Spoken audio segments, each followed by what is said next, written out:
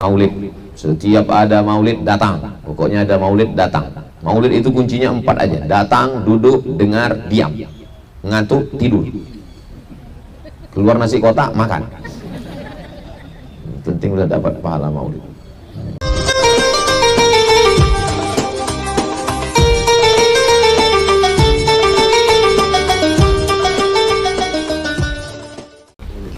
Assalamualaikum warahmatullahi wabarakatuh.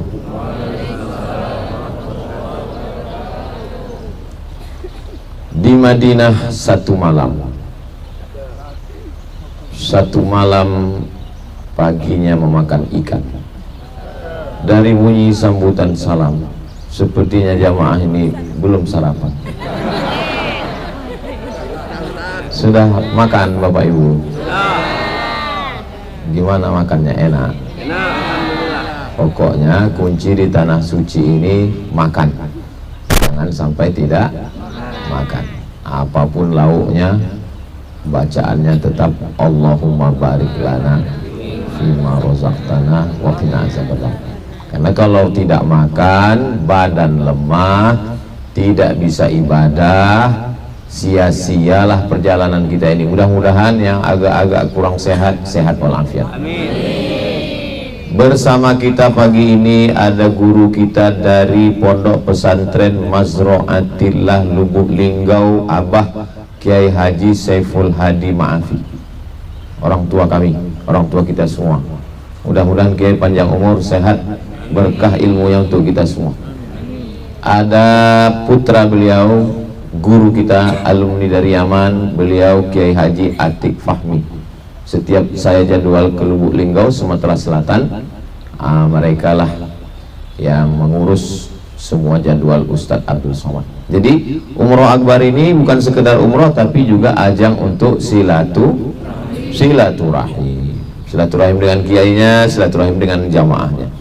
Kemudian ini ada Faza Travel Palembang. Ini pimpinannya adalah adik kelas saya di Mesir, namanya Al-Mukarram Ustadz Iskandar. Ustadz Iskandar ini dari Mesir, kakak beliau pun juga dari Mesir, seangkatan dengan saya, 98. Mana Ustadz Iskandar? Ada yang dari Medan, Grand Safanauli. Yang mana Grand Safanauli? Masya Allah. Ini semangat, kayaknya pakai baju batik baru ini. Ustadz Iqbal Sauki Pulungan.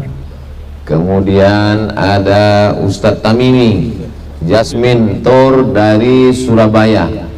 Mana Jasmine Tur? Masya Allah. Pripun kapari penjenenganipun? Kaifa halukum? Alhamdulillah. Itu Arab, namanya Arab Lungo, Arab Lebu, Arab maklum. Muka-muka foto kabeh mlebu nang surga. Itu lama saya ngapalnya itu. Ada dari travel Faza. Mudah-mudahan semua yang berhadir ini dimuliakan Allah Subhanahu wa ta'ala. Ada seorang laki-laki namanya Abdullah. Siapa namanya? Abdullah. Abdullah ini adik-beradik saudara kandungnya laki-laki 10 orang. Ada nama saudaranya Al-Harith, ada namanya Abdul Uzza, ada namanya Abu Talib, ada namanya Hamzah, ada namanya Al-Abbas, dia sendiri namanya Abdullah. Yang 4 lagi tidak populer. Ayahnya bernazar, nanti kalau anak saya 10 orang laki-laki, saya sembelih 1. Diundilah 10 nama. Setelah lahir anak laki-laki 10, 5 perempuan, 15 anak. Ibu yang anak 2 angkat tangan. Siap 13 lagi?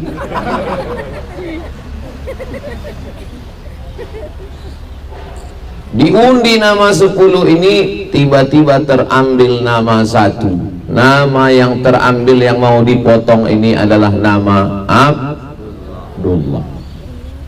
Abdullah sudah mau dipotong. Lalu kemudian ditebuslah anak ini dengan menyembelih 100 ekor onta. Jadi ibu, bapak mana tahu bernazar. Ibu misalnya bernazar, ya Allah, kalau cair gaji 13 ini saya sembelih suami saya. Masuk. Jangan sampai ya bu ya. Lalu kemudian sampai mana tadi ceritanya? Suami. Lalu kemudian ditebuslah satu anak tadi dengan 100 ekor onta. Satu onta itu kalau yang bagus sekitar 50 juta. Sebetulnya lebih, tapi karena kita udah lama kenal 50 aja lah. Bayangkan itu 50 juta kali 100. Jadi berapa itu? Wakeh tenan lah pokoknya. Nah, tidak jadilah anak tadi disembelih. Akhirnya dia tumbuh menjadi pemuda ganteng, soleh, baik, dan perempuan menawarkan diri sama dia. Banyak perempuan menawarkan diri sama dia. Di antara yang tercatat dalam sejarah, yang pertama namanya Qutailah binti Naufal, yang kedua namanya Fatimah binti Mur al-Khaz'amiyah. Sampai dicatat dalam sejarah. Saya alhamdulillah sampai sekarang belum ada orang yang menawarkan diri sama saya. Alhamdulillah ada yang menawarkan teh manis. Yang menawarkan diri secara langsung tak ada, tapi yang di komen-komen YouTube ada.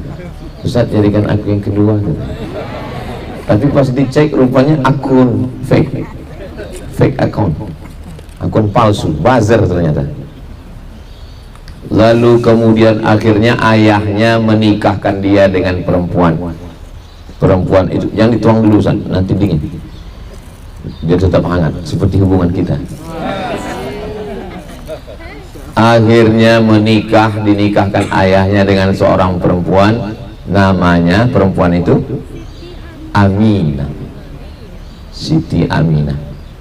Dinikahkanlah dengan Aminah, umurnya 24 tahun.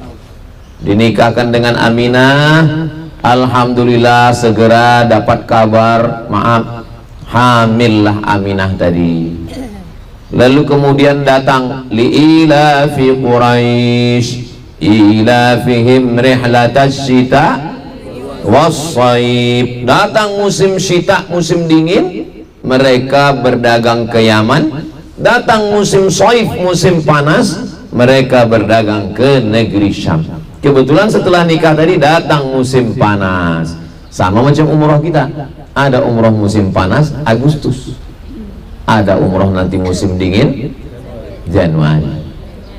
Saya nggak mau panas lah Pak Ustadz, terus saya maunya panas dingin. Kalau begitu Januari dan Agustus. Amin.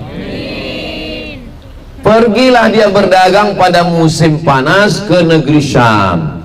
Ini kota Makkah di tengah, Yaman di bawah, Syam di atas. Pergilah ke negeri Syam. Setelah habis berdagang, pas lalu mau pulang, sakit Abdullah tadi.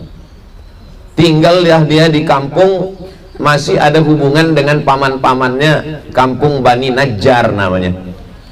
Lalu kemudian 1 bulan dia di situ karena nggak bisa pulang. Bukan macam dulu ada mobil, kereta api, bis, enggak, naik onta, nggak bisa pulang sampai ajalnya. Meninggal dunialah dia di situ, Abdullah. Ketika itu Aminah sedang mengandung. Imam Ja'far al-Barzanji dalam syair Barzanji menulis syairnya, walamma tamma min hamlihi syahrani ala masyhuril aqwalil marwiyah. Ketika 2 bulan dia di dalam kandungan ibunya, tufiya bil madinatil munawwarati abuhu Abdullah. Meninggallah ayahnya di sekitar Yasrib, ini namanya Yasrib, di kampung Bani Najjar. Meninggal hamil 2 bulan. Macam mana keadaan perempuan hamil 2 bulan? Hormon tubuhnya sedang tidak normal, perasaannya sedang tidak enak, selera makannya berkurang. dalam keadaan lemah, ngidam, muntah-muntah. Di situ pula lah dia kehilangan suami. Jadi yang bisa mengalami menceritakan ini hanya seorang ibu. Kalau saya nanti menceritakannya, pasti ibu-ibu bilang, alah kayak pernah aja. Begitulah Aminah mengandung Sayyidina wa Maulana Muhammad sallallahu alaihi wasallam. Abdullah ini tidak pula orang kaya. Memang dia pedagang, yang ditinggalkannya 5 ekor onta. Jadi kalau 250 juta, sekitar 200-an, 250, beberapa ekor kambing, dan dia ada meninggalkan seorang budak perempuan. Nama budak perempuan itu Barakah. Siapa namanya? Barakah. Barakah ini nama lainnya adalah Ummu Aiman. Ummu Aiman inilah yang nanti waktu Nabi lahir dia yang menjaga, dia yang merawat, dia yang membesarkan Nabi. Dan Ummu Aiman ini umurnya panjang. Abdullah meninggal, dia hidup. Nabi lahir, dia yang ngurus. Dan Nabi meninggal, Ummu Aiman masih hidup. Ummu Aiman, hamba sahaya. Dan setelah dia Nabi lahir, Nabi besar, dimerdekakan, dibebaskan Nabi. Ummu Aiman, kau tidak lagi jadi budak, kau kubebaskan. Dia menjadi, beruntungnya Ummu Aiman jumpa dengan ayah Nabi, merawat emak Nabi, merawat Nabi. Dan setelah Nabi meninggal, datang Abu Bakar dengan Umar. Abu Bakar ngajak Umar, Umar, ya, ayo kita mengunjungi Ummu Aiman yuk. Kenapa kata Umar? Ya, dia orang yang paling dekat dengan Nabi. Kita sekarang tidak bisa menjenguk Nabi, paling tidak menjenguk orang yang pernah dekat dengan Nabi. Maka datanglah Abu Bakar dengan Umar menjenguk Ummu Aiman. Sampai di sana Ummu Aiman nangis. Lalu kata Abu Bakar, kenapa menangis Ummu Aiman? Jangan kau sedih, karena kedudukan Nabi di sana lebih mulia daripada di sini. Kata Ummu Aiman, aku tahu tentang itu, Nabi itu lebih mulia. Aku menangis bukan karena kedudukan Nabi, aku menangis karena setelah Nabi meninggal wahyu sudah putus. Abu Bakar dan Umar pun ikut menangis. Hadis itu kami kaji kemarin Rabu terakhir waktu membaca kitab Riyadhus Shalihin. Jadi kalau Nabi sudah tidak ada, jumpa dengan orang yang pernah dijumpai Nabi. Kita sudahlah tak jumpa Nabi. Mau menjumpai orang yang dijumpai Nabi pun juga sudah meninggal. Satu-satunya yang bisa mengobati rindu kita hanya berjalan di depan makam Nabi pelan-pelan, Assalamualaikum ya Rasulullah. Tadi malam kami landing jam 9 sampai ke hotel jam 10, 10.30 kami turun, ziarah ke makam Nabi jam 11. Mengucapkan salam, udah mau meleleh air mata, datang polisi, haji. Jadi kita nangis.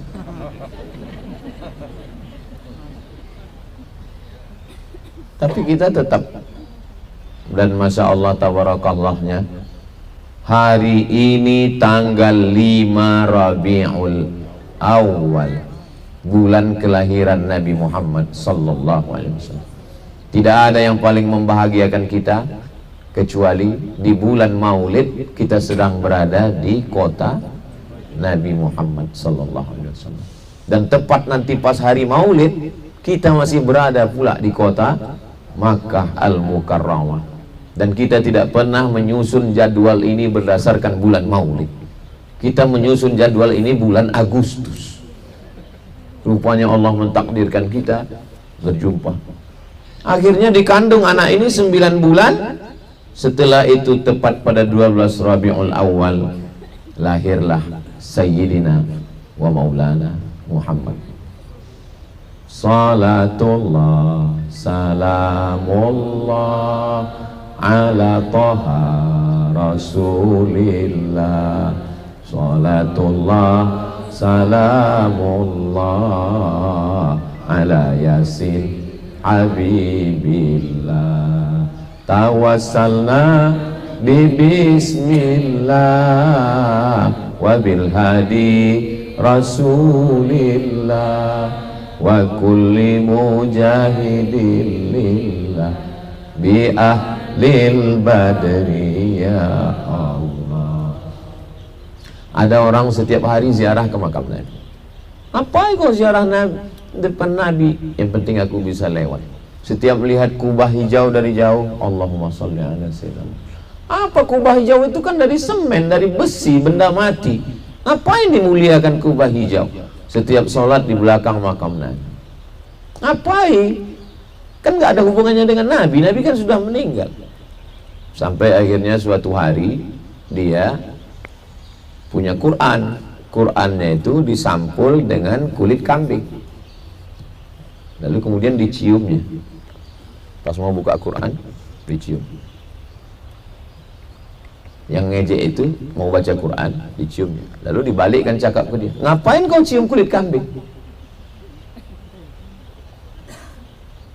Aku bukan mencium kulit kambing, aku mencium Quran yang ada di dalamnya. Begitu jugalah kami saat melihat kubah hijau, air mata kami meleleh. Melihat kuningan-kuningan emas dari jauh, bukan karena kami memuliakan benda, tapi karena ada yang di dalam itu adalah Sayyidina Muhammad sallallahu alaihi. Cobalah urutkan, ayah kita, atuk kita, moyang kita, kakak kita, abang kita, adik kita ke samping, yang ke bawah anak kita, cucu kita, cicit kita. Kita pun adik beradik berapa orang? Tidak semuanya sampai kemari.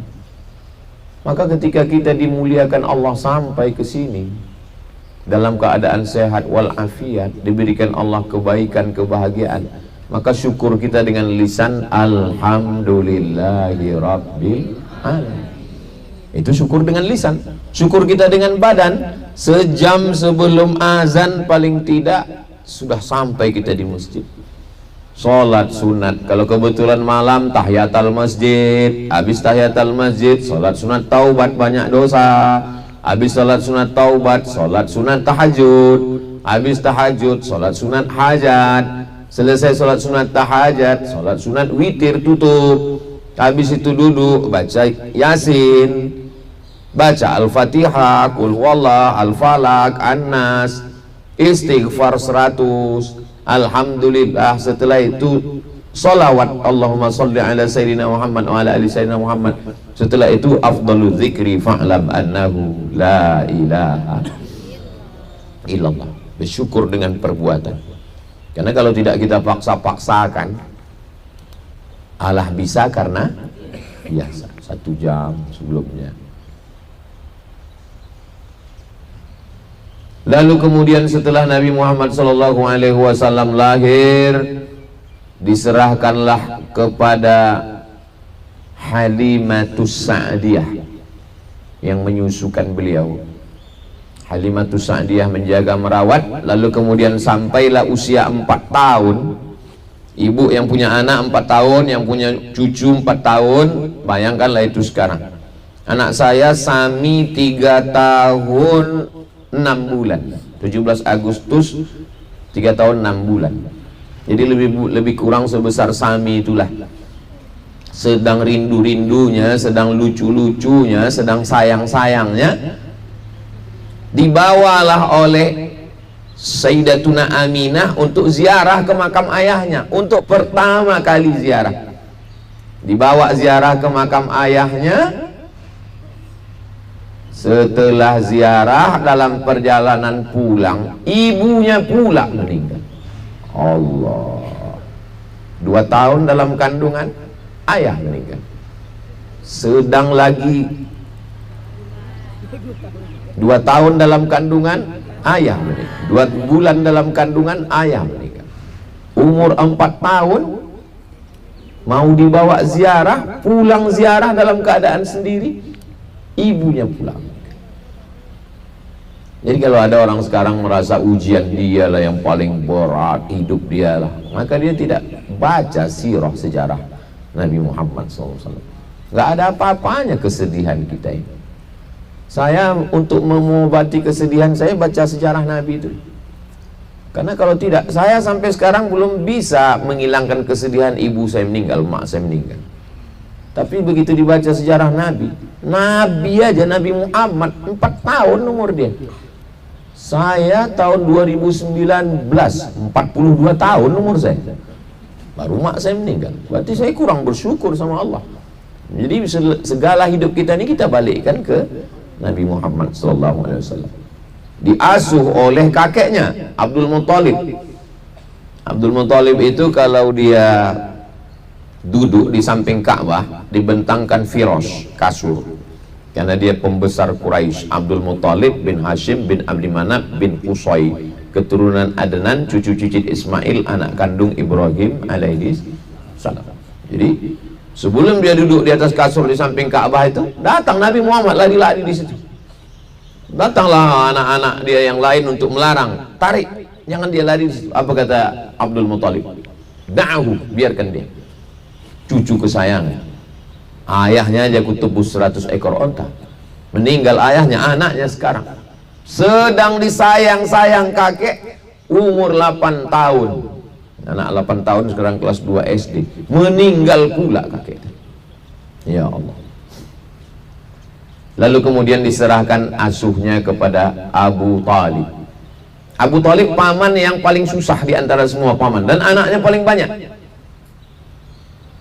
Tapi istri Abu Talib itu mau. Istri Abu Talib itu mau menerima Muhammad SAW.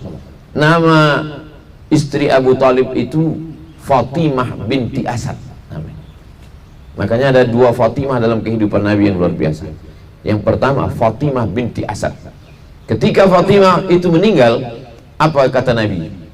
Saat engkau tidak ada kain, satu-satunya kain engkau berikan ke aku. Saat satu-satunya piring dalam makanan dalam piring, lapar, engkau berikan ke aku. Pengganti ibu Nabi itu adalah Fatimah, istri dari Abu Talib, ibu dari Sayyidina Ali. Jadi Sayyidina Ali itu punya 2 Fatimah yang luar biasa. Fatimah ibunya dan Fatimah istrinya. Nabi juga punya 2 yang luar biasa. Saya mau menangis ini mengenang Nabi, bukan mengenang Fatimah istri saya.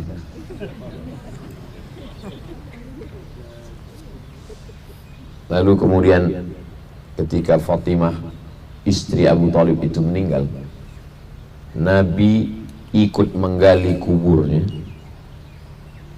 dan Nabi masuk ke dalam liang lahat itu.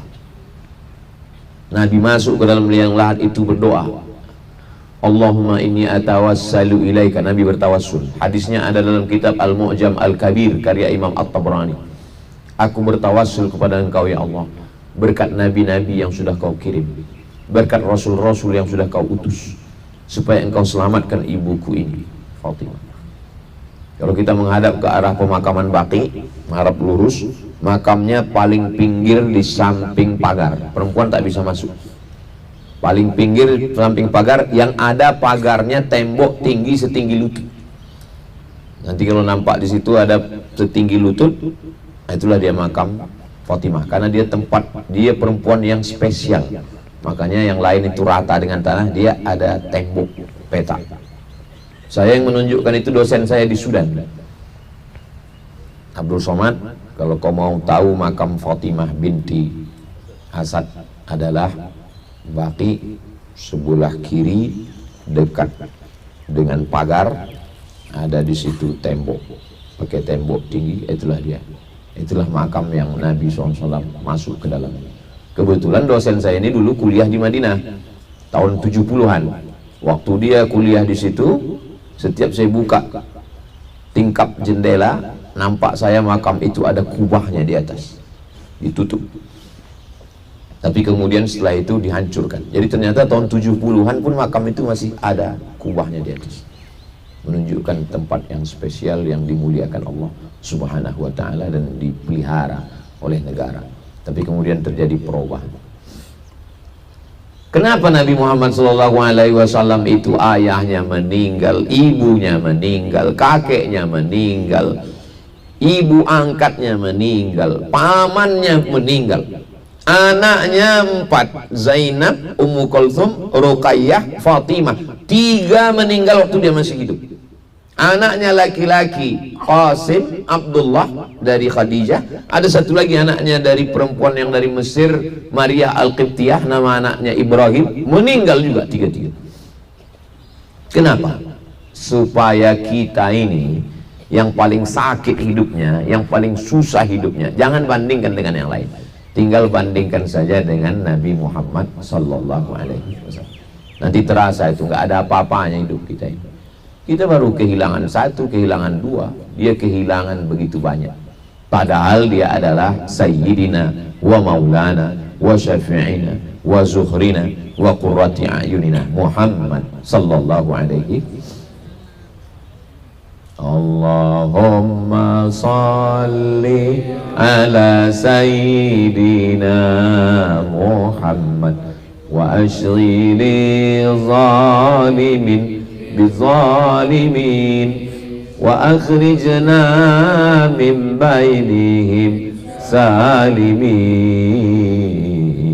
wa ala alihi wa sahbihi ajma'in. Sallallahu rabbuna ala nuril mubin Ahmad al-Mustafa Sayyidil Mursalin wa ala alihi wa sahbihi ajma'in wa ala alihi wa sahbihi ajma'in.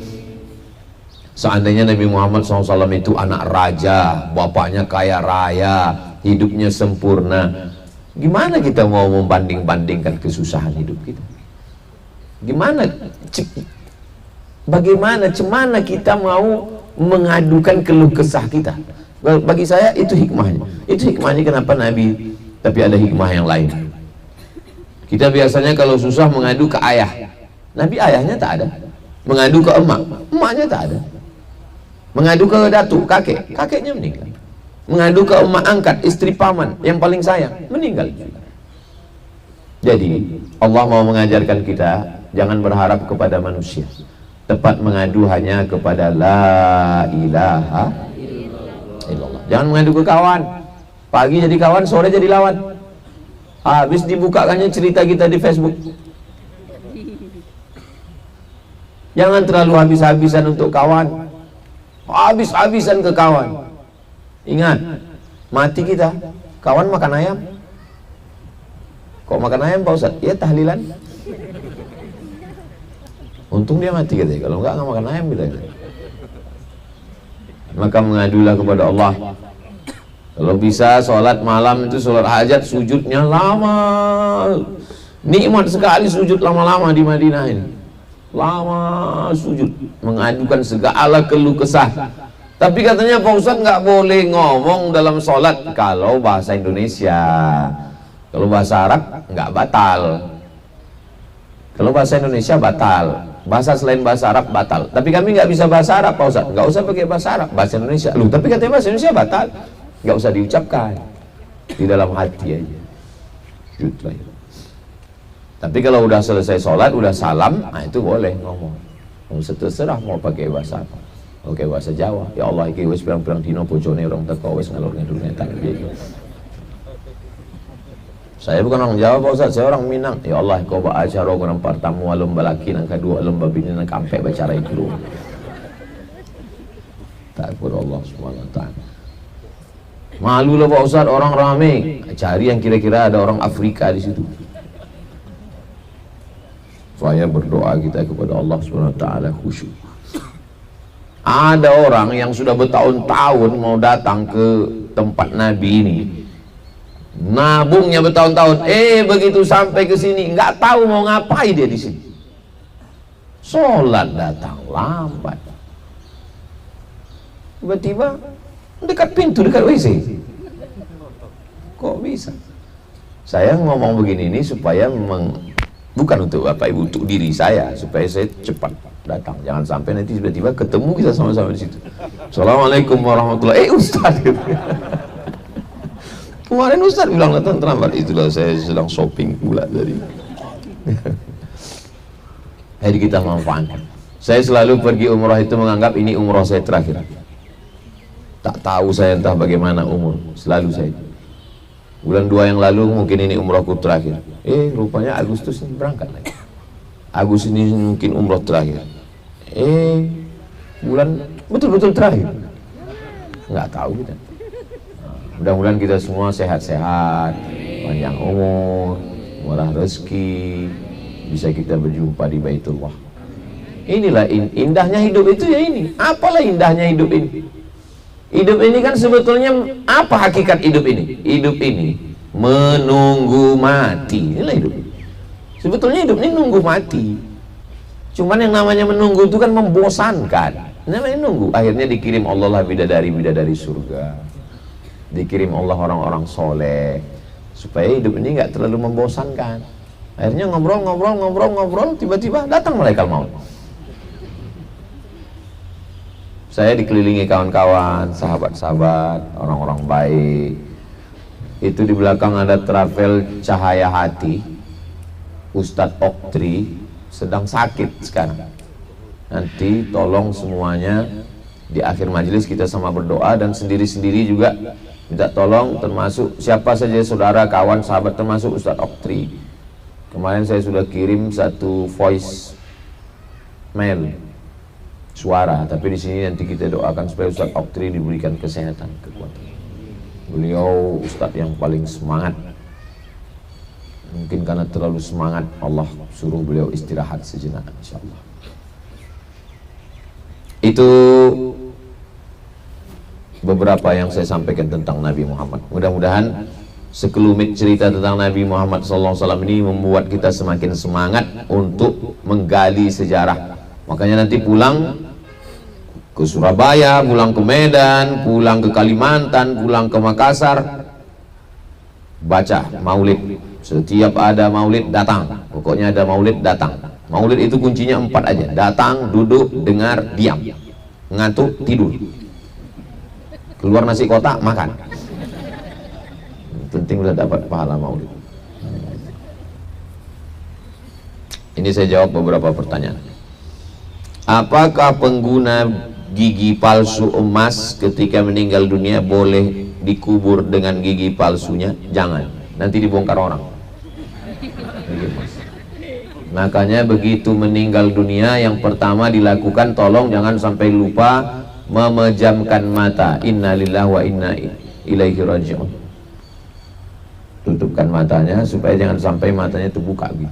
Karena setiap orang yang meninggal dunia itu matanya kenapa membuka? Karena melihat ruhnya keluar di hembusan terakhir. Ruh itu keluar, mata menengok. Itu maka disuruh pejamkan mata. Setelah itu semua barang yang dalam badan yang masih bisa dibuka, termasuklah gigi emas. Gigi emas yang bisa dibuka, langsung buka sebelum mengeras, karena beberapa jam setelah itu keras. Kalau dia sudah keras, sudah kaku, sudah 3 jam, sudah sehari semalam, tidak boleh menyakiti mayat. Tidak boleh membelah badan mayat karena ada pen di dalam, tidak boleh. Tapi kalau masih lembut dibuka boleh. Tapi kalau menyakiti jenazah tak boleh, karena dalam Islam jenazah itu termasuk yang dihormati. Manusia tidak dihinakan setelah meninggal dunia. Tapi kalau sudah terkunci di dalam lutut, lututnya besi atau tulangnya pernah dioperasi atau mulut sudah keras tak bisa dibuka lagi, jangan dipaksakan, maka dikuburkanlah dengan benda asing yang ada di badan itu.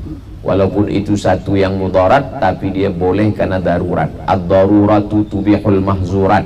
Yang darurat itu membolehkan yang terlarang. Wad-daruratu tuqaddaru biqadariha. Ada kadarnya, tidak boleh melampau kadar. Yang dimaksud melampau kadar adalah menyakiti jenazah, tak boleh. Apa perbedaan pajak dan zakat? Zakat itu diambil dari umat Islam, tu'khadhu min aghniyaihim, dan dibagikan kepada umat Islam, wa turaddu ala fuqaraihim. Sedangkan zakat diambil dari Islam dan non muslim, dan pajak diambil dari Islam dan non muslim, dan boleh dioperasikan kepada Islam dan non muslim. Itu beda, salah satu beda zakat dan pajak. 2, ada nisab dan haul. Sedangkan pajak ada nisab, ada kadar tertentu yang kena, dan kadar haul nisabnya beda. Ada yang wa'atu haqqahu yauma hasadih, diberikan zakatnya ketika panen padi misalnya, tak nunggu setahun. Tapi ada yang barang dagang setahun sekali. Zakat ada 8 asnaf Tidak boleh diberikan keluar 8 asnaf. Innamas shadaqatu lil fuqara wal masakin wal amilina 'alaiha wal mu'allafati qulubuhum wa fir riqab wal gharimin wa fi sabilillah wa ibnis sabil. Haram hukumnya zakat diberikan di luar ini. Sedangkan zakat terserah negara mau meletakkan di mana. Makanya kalau ada orang yang menyamakan zakat dengan pajak, berarti dia jahil, dia tidak mengerti agama, dia mesti belajar agama. Man takallama fi ghairi fannihi ata bil ajaib. Siapa yang bicara tidak pada bidangnya, ngomongnya ajaib-ajaib. Di mana bumi dipijak, di situ dikutip pajak. Nanti dipotong, diviralkan orang pula. Habis saya dipukul orang pajak. Apakah kewajiban zakat gugur dengan sudah membayar pajak? Yang ada dalam undang-undang zakat, siapa yang membayar zakat nanti dia dapat slip pembayaran zakat, pajaknya berkurang. Bukan dibalik, sudah bayar pajak lalu tak bayar zakat, itu tidak ada. Yang ada itu adalah bayar zakat ke Badan Amil Zakat Nasional, ada slipnya, nanti waktu pembayaran pajak, pajaknya berkurang. Itu sudah diatur oleh undang-undang.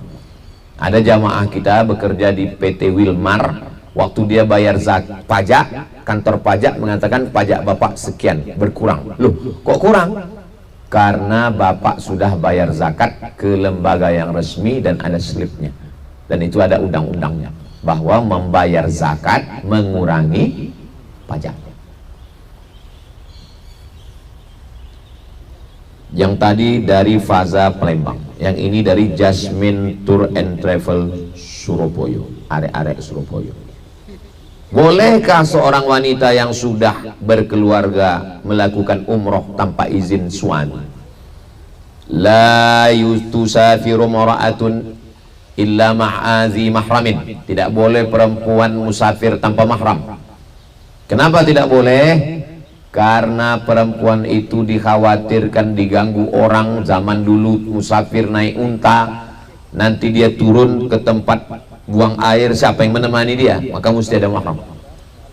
Tapi menurut Imam Nawawi dari kalangan mazhab Syafi'i, kalau di dalam rombongannya itu ada perempuan-perempuan yang amanah dan perjalanannya itu aman, maka dia boleh melaksanakan haji.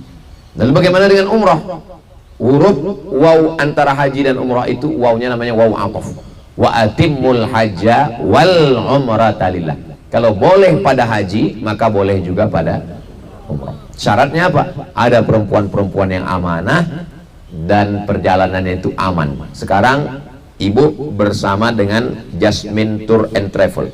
Apakah di situ ada perempuan-perempuan yang amanah? Semuanya amanah, walaupun namanya tidak Aminah. Apakah perjalanannya aman? Perjalanannya aman. Di Surabaya aman, sampai ke Jakarta aman, masuk ke pesawat aman, sampai ke Saudi Arabia aman, dan pulang pun aman. Yang tidak aman waktu belanja, itu aja yang kurang aman. Mau keluar aja duit tuh Pak Ustaz, itu yang kurang aman. Yang lain aman, maka boleh. Apa hukum orang yang pergi umrah dengan menggunakan uang hasil korupsi?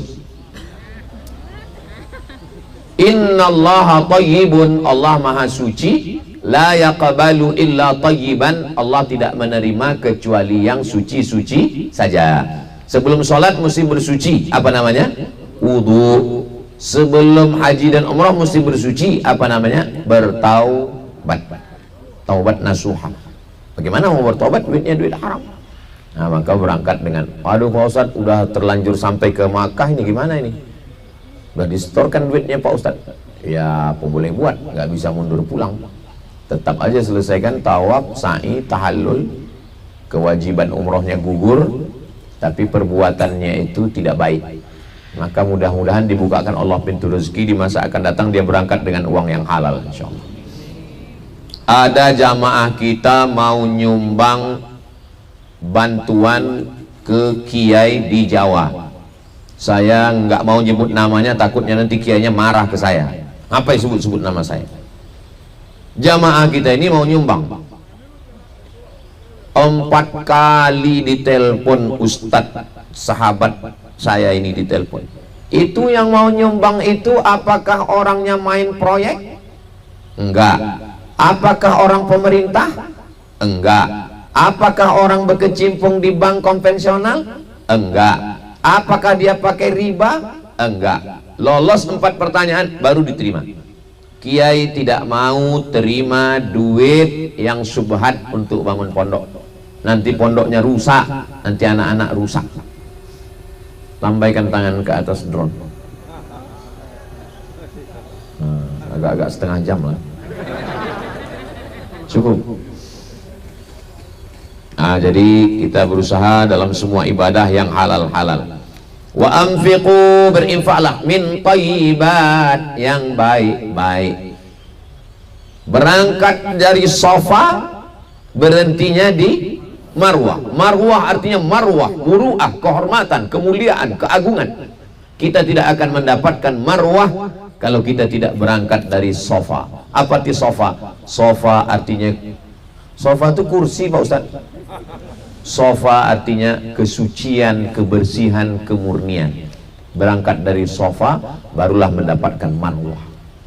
Itu simbol. Tidak akan mendapatkan kemuliaan, kehormatan kalau kita tidak berangkat dari Safa. Tasawuf itu apa? Man safa qalbuhu lillah, orang yang suci hatinya karena Allah Subhanahu wa ta'ala. Berikutnya dari GSN, Grand Safa Nauli, Tanjung Balai. Tanjung Balai, Teluk Nibung, tembak lantai kena hidung. Tahu Bapak Ibu tembak lantai kena hidung? Kentut. Ditembak lantai kena hidung.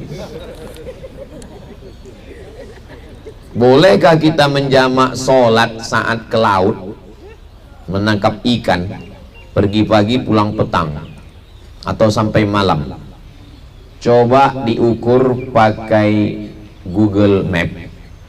Dari Tanjung Balai Asahan ke laut tempat spot dia menangkap ikan di Jermal atau di tengah laut itu berapa kilo? Kalau pakai 82 km berarti dia pakai kitab fikih Islam Sulaiman Rashid. Kalau dia pakai 88, sekian 89 km berarti dia pakai Al-Fiqhul Islami wa Adillatu. Kalau kurang dari itu, tidak ada ulama yang menyebut kurang dari itu, maka tidak cukup syarat untuk qasar. Maka qasar itu ada syarat masafah, jaraknya adalah ada yang menyebut 82, ada yang menyebut 85, ada yang menyebut 89. Kalau payah ingat 89, udah komplitkan aja 90. Siji loro telu papat lima enam pitu wolu songo 90. Jadi bukan ini dia pergi pagi pulang petang. Bukan masalah pergi pagi pulang petangnya. Bisa aja dia 1 kilo, petang dia pulang. Tapi ada orang yang jaraknya jauh tapi pulangnya siang. Naik pesawat dia. Saya misalnya dari Pekanbaru ke Kuala Lumpur 50 menit. Habis itu pulang saya lagi. Berangkat saya pagi jam 7, jam 12 sudah pulang. Sementara dia ke laut maghrib baru pulang. Tapi dari rumah dia ke laut cuma 1 kilo. Saya ke Kuala Lumpur sudah jauh lah pokoknya. Nah, jadi yang ditengok dalam qasar itu bukan lamanya, tapi yang ditengok adalah jaraknya. Ingat itu 82, 85, 89, 90. Seorang anak perempuan atau laki-laki bawaan emaknya, apakah batal wuduknya jika dia bersentuhan dengan ayah tirinya? Misalnya bapak menikah dengan janda, maaf cakap, janda itu punya anak perempuan. Lalu kemudian apakah anak perempuan itu batal wuduknya dengan bapak? Hurriman alaikum ummahatukum wa banatukum wa khalatukum wa ammatukum wa banatul akhi wa banatul ukhti wa ummahatukum allati arda'nakum wa akhawatukum min radha'ah wa rabaikum allati dakhaltum bihinna fa illam takun dakhaltum bihinna fala junaha alaikum. Kalau maaf cakap, kalau bapak sempat berhubungan kelamin dengan ibu itu, maka sampai hari kiamat bapak haram menikahi anak itu. karena anak itu sudah menjadi mahram mu'abbad bagi bapak, walaupun ibunya sudah meninggal dunia. Itulah Islam membedakan antara hewan dengan manusia.